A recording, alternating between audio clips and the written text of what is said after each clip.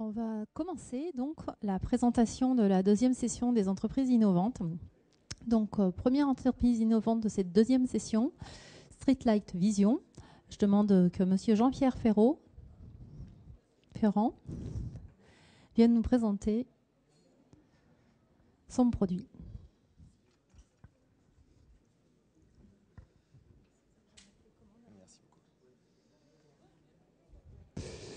Bonjour, donc je suis donc Jean-Pierre Ferrand de Streetlight Vision. Streetlight Vision qui est une société française malgré son nom anglo-saxon et qui, comme son nom l'indique, est plutôt axée sur la gestion de l'éclairage public au sens large du terme. On va voir un petit peu plus loin dans le détail ce que ça représente. Et puis au-delà de l'éclairage public, on se positionne vers la ville durable, puisqu'on va voir que à travers le réseau d'éclairage public, on peut contrôler un certain nombre de choses à travers ce réseau capillaire qui couvre l'ensemble de la ville. Alors, hop, on va revenir, voilà. Donc déjà quelques notions sur l'éclairage public.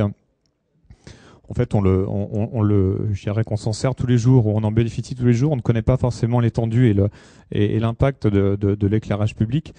En fait, l'éclairage public représente le premier poste de consommation électrique pour une ville.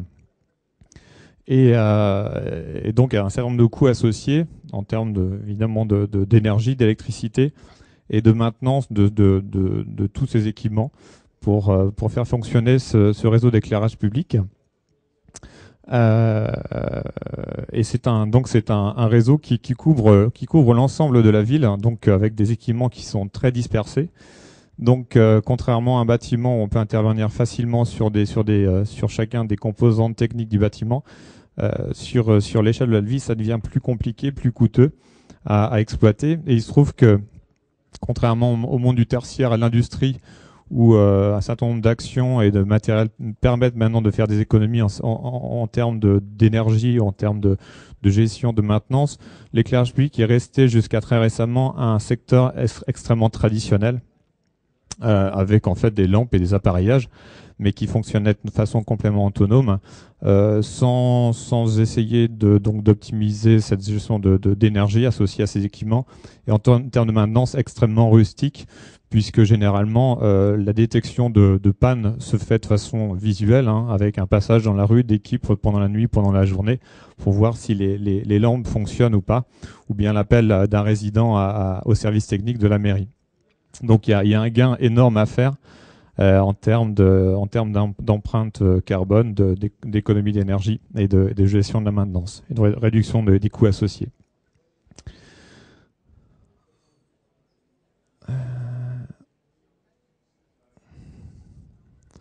Voilà. Donc, Streetlight Vision, c'est focalisé sur ce secteur de marché, avec l'idée d'y apporter une télégestion. On va voir les différentes composantes et les services qu'on peut associer à cette télégestion. Mais au même titre qu'on trouve aujourd'hui une télégestion dans beaucoup de secteurs, sur le tertiaire, sur l'industrie, c'est des choses qui sont depuis 30-40 ans maintenant. Ça n'existait encore quasiment pas il y a une dizaine d'années. Nous, on est arrivé il y a plus de 6-7 ans maintenant. On a commencé l'histoire en 2004, Streetlight Vision. Et donc, avec l'idée d'optimiser un certain nombre de choses qui sont résumées ici. Donc, comment envoyer l'énergie, comment essayer de réduire l'empreinte énergétique, de gérer et de diminuer les factures d'énergie pour les villes avec parallèlement un prix de l'énergie qui va aller crescendo. Et puis essayer d'optimiser aussi la partie maintenance, d'avoir un système interactif et de remonter automatiquement, autant que possible, les anomalies sur le réseau d'éclairage public. Ensuite, agir à distance, puisqu'aujourd'hui, toute intervention sur le réseau d'éclairage public nécessite d'aller sur place, d'intervenir sur les points d'éclairage ou sur l'armoire, typiquement lors d'un feu d'artifice ou de tout événement. Si on veut avoir une action pour éteindre des points, il faut envoyer un agent technique pendant le week-end, pendant un jour férié, etc. Donc c'est très rustique. Et puis on va voir qu'à travers le réseau d'éclairage public, en tant que réseau d'énergie, en tant que point haut du candélabre, Et à travers les moyens de communication qu'on a sur ce réseau électrique, on va essayer d'agréger ensuite un certain nombre de services et d'équipements qu'on va pouvoir télégérer sur ce réseau d'éclairage public. Donc pour parler plus concrètement par rapport aux actions qu'on va mener sur ce réseau, le premier point et le point moteur généralement pour démarrer un projet de télégestion, c'est évidemment les économies d'énergie qu'on va pouvoir générer avec la mise en place de ces solutions. Et on arrive sur des économies importantes puisque sur des parcs déployés aujourd'hui à l'échelle de plusieurs villes, en France ou à l'étranger, on est capable d'arriver sur des économies de l'ordre de 50%. Alors tout ça c'est moyenné, on va adapter en fonction du secteur de la ville. Si c'est une zone artisanale la nuit, on va plutôt abaisser très fortement pour garder uniquement un éclairage sécuritaire. Sur des avenues très passantes, on va abaisser de façon moindre. Sur des ronds-points, on va garder l'éclairage à 100%. Et puis en fonction de la temporalité aussi de la ville, le week-end, puisqu'il y a plus de gens qui sont au centre-ville et donc qui font un aller-retour entre le centre et puis leur résidence. Donc on va plus éclairer le week-end que la semaine, ainsi de suite. En moyenne, on arrive quand même à ce type d'économie d'énergie. Et puis il y a un deuxième panel qui est le deuxième niveau d'économie, c'est sur la maintenance. Comme je le citais tout à l'heure, puisqu'on va éviter de faire des tournées sur de nuit sur l'ensemble de la ville pour détecter les équipements en panne. Tout ça va être remonté et alimenter une base de données pour intervenir en conséquence sur les équipements défectueux. Et puis le troisième point, la ville numérique, on va le voir avec un slide. Ici, un résumé de l'architecture, comment tout ça fonctionne. En fait, il y a un certain nombre d'équipements qui vont être mis au niveau de l'armoire d'éclairage public. En fait, un équipement, un contrôleur d'une marque A ou B, peu importe. On est assez agnostique en termes de type de matériel déployé. Nous, on se focalise sur la partie Streetlight Vision logicielle et notre but, c'est d'interagir avec un maximum de matériel de constructeurs différents.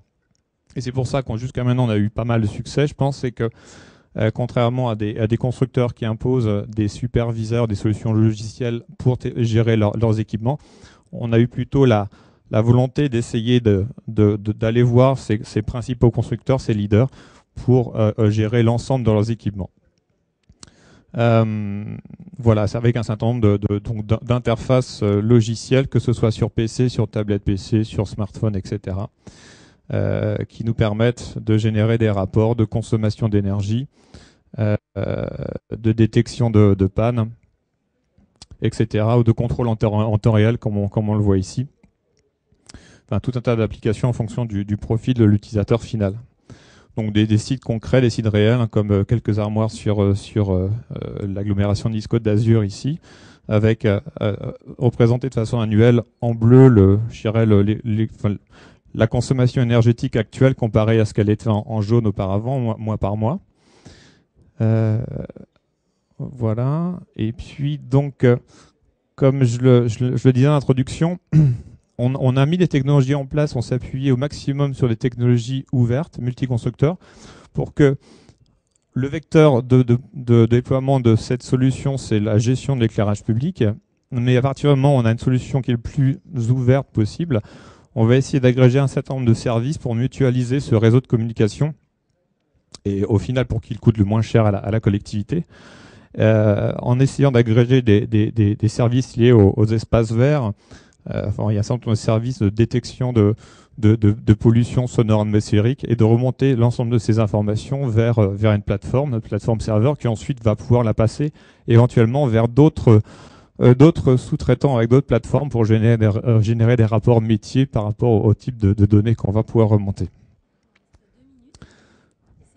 Très bien, merci. Donc, alors on est une société encore relativement jeune et PME, puisque c'est 15 personnes aujourd'hui sur Paris. Malgré ça, on a aujourd'hui un certain nombre de sites déployés de référence, aussi bien en France, en Europe qu'à l'étranger. Il se trouve que Streetlight Vision fait 20% de son chiffre d'affaires en France, 40% en Europe, en englobant la France, et donc une grande majorité du chiffre d'affaires est réalisé sur l'étranger. On voit ici quelques réalisations, notamment sur le secteur asiatique et aujourd'hui qui nous booste de façon très très importante, qui n'existait pas encore il y a 2 ans. Et c'est aujourd'hui la part la plus importante de notre chiffre d'affaires. Alors pourquoi? Parce qu'en termes de fournisseurs de matériel, évidemment, il y en a beaucoup en Asie. Il y a un besoin énorme en termes de consommation, enfin en termes d'énergie. Donc ils essaient de réduire la part de l'éclairage public au maximum.